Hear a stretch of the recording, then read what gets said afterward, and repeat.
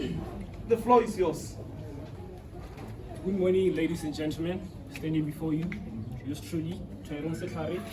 I'm here with my colleagues, Wamunika, Bateka, Boto, Penyo, and Romeo. We are going to give a brief presentation about the performance of Yorkshire accessories. Please feel free to listen and give attention. Thank you. Okay. Good afternoon once again. I'll be the one to take you through the first part of our presentation. So our first graph there, we have our accessories performance over the years, and as you can see, we've been performing, I would say, good over the years, but we had a great decline in our revenues, our total revenues in 2023, and this is because of the economic condition that we were currently facing at that year.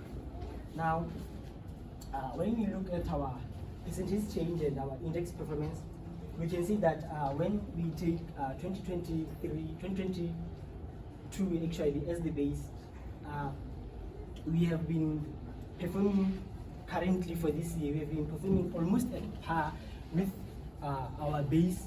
You know, you can see we are almost at par with it, just that some minor instances where we did not reach our level.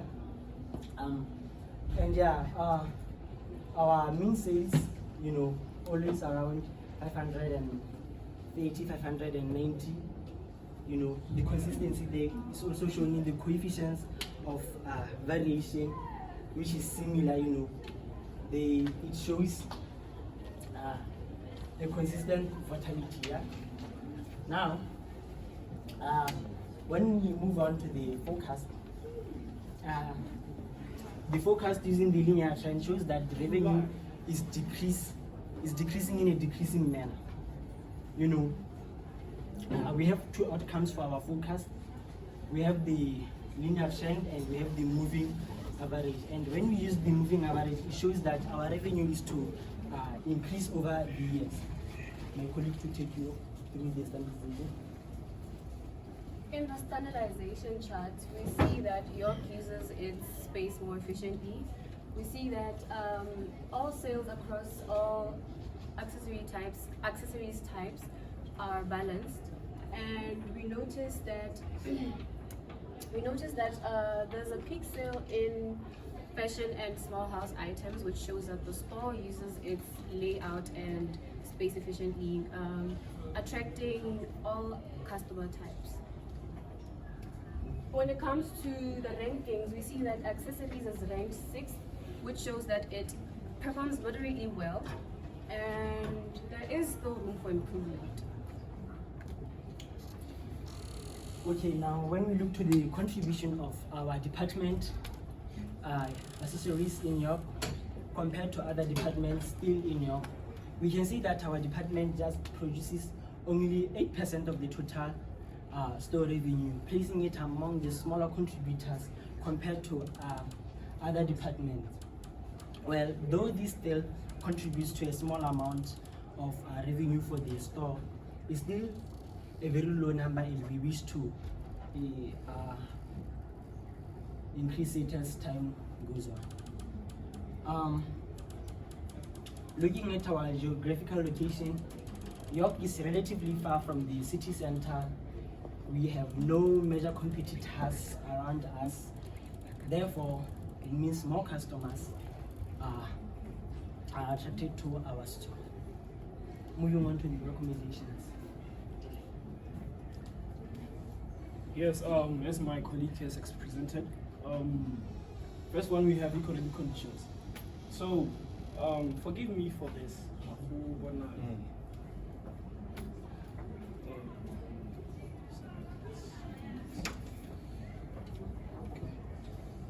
The first one, I have economic condition.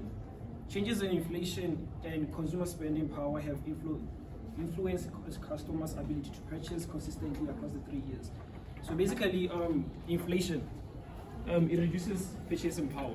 So if we are to talk about accessories, they are like wants, they're not needs. So it's not everyone who actually has a certain type of interest to buy these. So inflation change as time goes on, right? The second one, we have market competition. Rival stores or online retailers offering similar products could have affected sales levels, and year-on performance. Basically, this talks about the emergence of other competitions. If you were to sell bags or watches or necklaces, and then there are certain stores that are gonna emerge into the market because at that time the buying price is really low. So as high competition is there, it makes it more competitive in terms of people will be having more preferences on what to buy, isn't it? The third one, I have technological shifts. Growth in online shopping and digital alternative may have reduced demand for in-store purchases. As we all know, most of our youth or Gen Zs, we prefer buying online stores, right? Alibaba or other online stores that you may prefer. This is because the convenience is very high and it's really good because door-to-door transitions or door-to-door delivery can be made to your doorstep, regardless of which continent or country you are in, right? This cut transport costs for those who actually don't have the physical means or the money or capital to go buy across, right? And then we have consumer behavior changes. Shifts in lifestyle preferences or reduced footfall could have contributed to lower sales over time. So footfall, we're talking about the entrance or the coming in of customers or consumers in a shop. So this basically talks about how as people are actually having money or having different schemes of salary, there shifts in scale, there shifts on what you are buying as a customer. Right now, some people can prefer going to buy in retail stores, some prefer to go buy in Woolworths or Pick and Pay. Choice of preference because of the salary of income that you have at that time, right? Right now, as students, most of us will actually go and say, okay, I'll buy accessories that students are buying or selling to us in the campus, because I'll come to you and say, I'm selling this watch to you, 100 pula. Looking at the fact that you're a student, probably living on campus. So this changes in preferences in terms of, well, now you start having money or other means of income. You can now prefer to buy Apple Store or online. Recommendations. Okay, now moving on to the recommendations on what to do to increase our sales. We are going to be using promotions and bundles, obviously, because with promotions and bundles, you attract more customers for the conscious consumers. Then we are going to enhance our staff training and service quality to improve customer experience and increase repeat purchases from the consumers. We also want to introduce or adapt to the modern business, the e-commerce, e-business, whereby now we have a broader reach to consumers. They can now buy our accessories at the comfort of their homes. Ladies and gentlemen, that is all we have for you today. Thank you. So there are the notable positive and notable negative.